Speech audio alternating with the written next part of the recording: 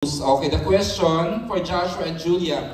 With your movie, would you like your viewers to learn about handling breakups? May ganun ba?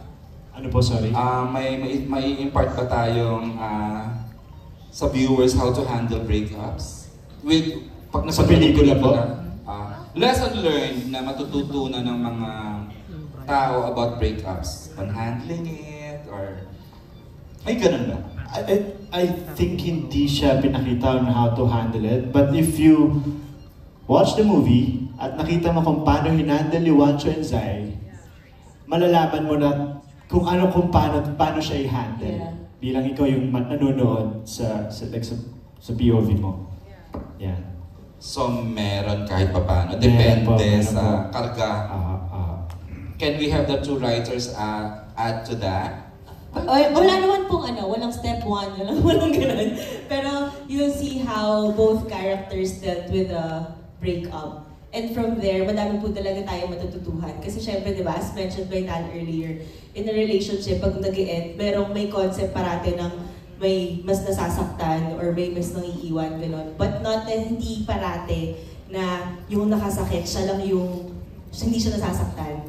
So, may ganong dynamics on how they dealt with the breakup. So, hopefully, may mapulot yung mga manonood from Juancho and Zai's dynamics. Yeah. But siguro, Sir G, parang more than yung how to handle breakup. Ayun, it's more of the how do you handle the people you've become after the breakup.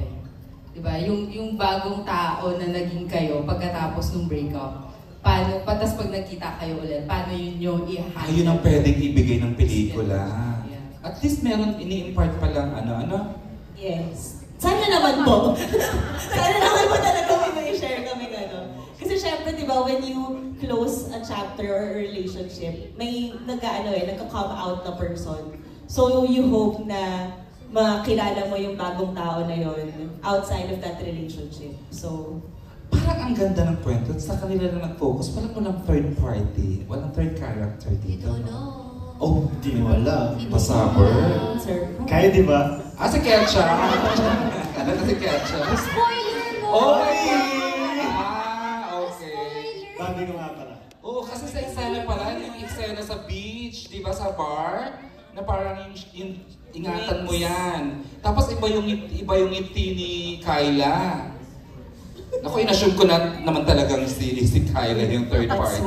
Hindi namin sinabi na third party siya. Ewan ko sa inyo. Bakit po? Love triangle na magkapatid. Eto, this would make... Julia, mukhang you wanna say something? I'm good. Ito matutuwa mga Diyos Dia fans. Buhay na naman daw ang Diyos Dia fans. Ayun. So, anong tanong? Ano ang feeling na kahit may kanya na kayong partners in real life, napakarami at buhay na buhay pa rin ng Josh Lia fans. Actually, nung in-announce nila yung new project alert, talaga nabuhay agad sila. Pero nakaka-proud sila. Nakaka-proud sila. Yung patience. Yung maturity din nila. Grabe din ang pinagdaanan nila. Yeah. So, nagpapasalamat. Kasi kasabay namin sila nag-process. Oo, sabay namin kami sila yan. umiyak. True. So, proud ako sa Josh Lia. Nandiyan pa rin. Though individually naman, sinusupport nila kayo, yes, di ba? You had a movie oo. before Julia, di ba? Tapos Joshua, ikaw din naman. You had series of series, Yeah. di ba? We're so grateful, guys. Salamat dahil never kayo nag-give up. Hindi nyo kami tinigilan na supportahan. Kahit yung individual works namin, nandyan kayo. So, sana this will bring you guys a lot of joy, yung movie na to. Okay, the question was from Irvin Santiago, ng editor ng Bandera. And another question for Julia.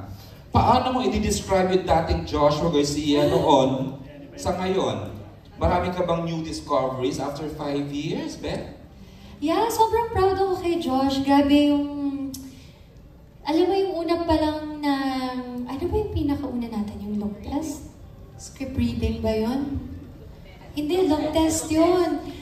Nakaka-proud. Sobrang sabi ko, wow, he's really learned to... you've really become confident in yourself. nakita ko na... Shy pa din, ano? Confident pero Hindi, shy. Hindi confident yan. I mean, confident in the sense na mas kilala niya na sarili niya ngayon, mas secure na siya sa pagkatao niya ngayon. He knows what he wants, he knows what he doesn't want. Parang mas kilala niya na sarili niya, mas love niya na yung sarili niya. So, it's so nice to see how he has evolved into the man that he is today. So, proud ako sa'yo. Thank you. Welcome. Confident na. Ayun, sumasagot Confident na yan. Sabi ko nga, grabe, nung pinapanood ko to si Aldrin, sabi ko, parang si Josh to daw. Actually, they can pass for brothers. Di ba? Yeah, oo, always. Sabi ko lang kay Joe, mas fit lang siya sa akin. Mas, alam mo, mas may masal-masal lang siya ngayon. Dati, drag ako eh. Cute yan. Cute lover boy, lover boy. Pero grabe yung journey ni Joshua. Now he's the most sought after leading man, ano, from a PBB. After, hindi, di ba? You get to be paired with, Ano yan, very, very thankful and grateful lang ako. Parang ang gandang regalo sa akin na ika-10th year ko this year. Correct. Parang ang gandang regalo sa akin. So, thank you. Thank you, Ibes. 10th anniversary celebration po ni Joshua itong Unhappy For You. Okay, more questions from your end, Justin. Ayan, kasama na natin si Dean Bailon of pep.ph. Ayan, personally, he'll ask the questions. Hello po, yes po. Alright. For Julia and Joshua, nagkaroon ba kayo ng heart-to-heart talk bago magsimula yung shoot? Kasi parang last time yung paubaya pa yung last na nyo, kasama nyo. May ganun ba kayong exercise na Wala. Kulit na namin. Parang nagkaroon kami pero during shoot na, no? Yeah, hindi siya parang heart-to-heart before na. Hindi siya yung malalang heart-to-heart na nag-iiyakan kami. Hindi naman gano'n na, buti na lang, okay ka kayo. Hindi naman gano'n, diba? It's more of parang nag-catch up lang na, diba? Yeah. Masayang pag-uusap lang. Wala nang ano. Ay, yung hobbies mo ngayon, diba? May ginagawa mo, ganyan. Ano pinapakinggan mo ngayon? Oo, mga music, diba? Oo. So okay, sa set lang yan, ano? Hindi naman yung parang outside the set, nagkukumustahan pa kayo. Hindi. Ibang usapan naman yun na parang, di ba? Naku, ganun talaga Sir EJ. After kasi nung shoot namin, meron kami parang 20 to 30 minutes na tatabay kaming cast. Tapos doon kami parang nagre-release ng tension ng buong araw na yun sa mga eksena. Supervised by direct yan, hindi naman. No, kami Cast lang talaga siya. to. Cast lang. Ng cast. Yeah. So, yeah, yun yung ginagawa namin. So doon kami nakakapag-usap-usap din. Na yun yung labas ng trabaho. Confident ka na nga, daldal ka na. Hindi, share lang ako ng experience. Ikaw naman ang tatanong ko, ibabalik ko yung tanong. New discoveries about Ju. Bukod sa matalino pa, sobrang mas matalino siya ngayon, mas smart, mas at napaka-sexy. Grabe naman. Sobra. Si Julie. Gusto ko kung paano siya ngayon sa the way kung paano niya himayin yung script.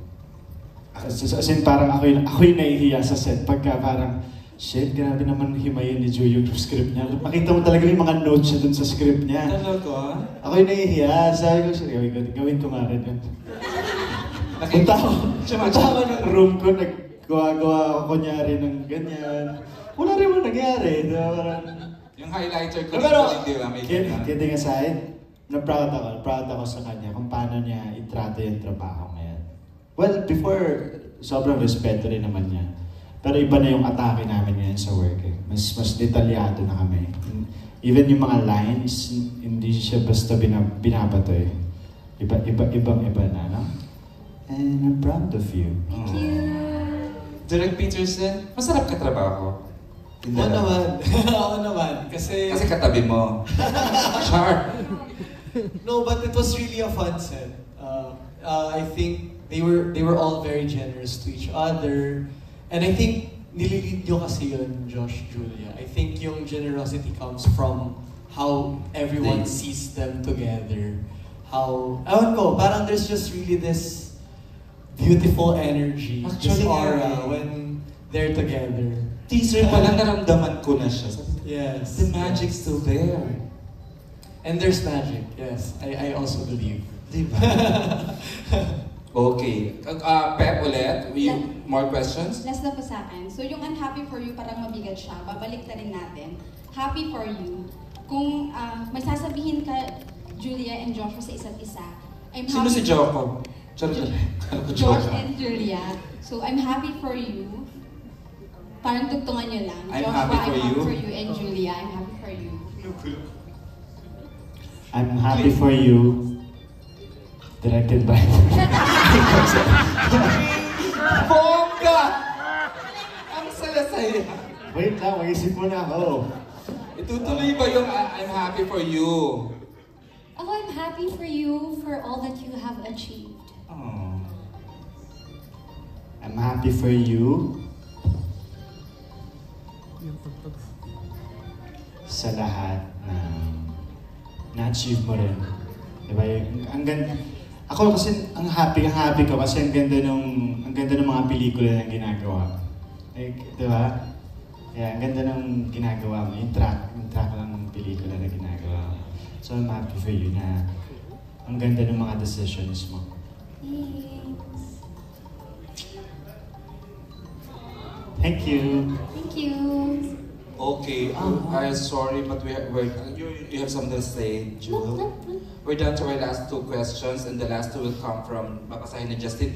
But out of respect sa mga nagpadala ng mga questions, i-acknowledge ko lang sila na hindi na natin ma-entertain kasi halos nasasagot na rin naman along the way.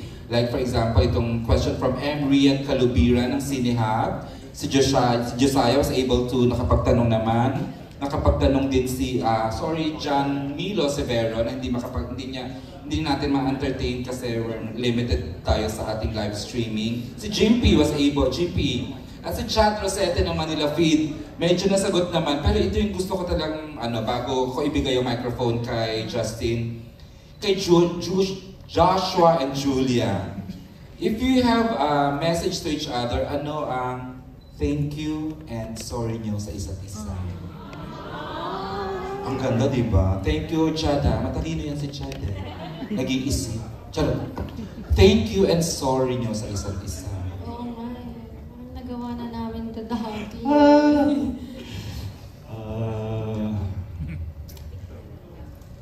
Thank you and sorry. Oh, very nice. Actually, Steve.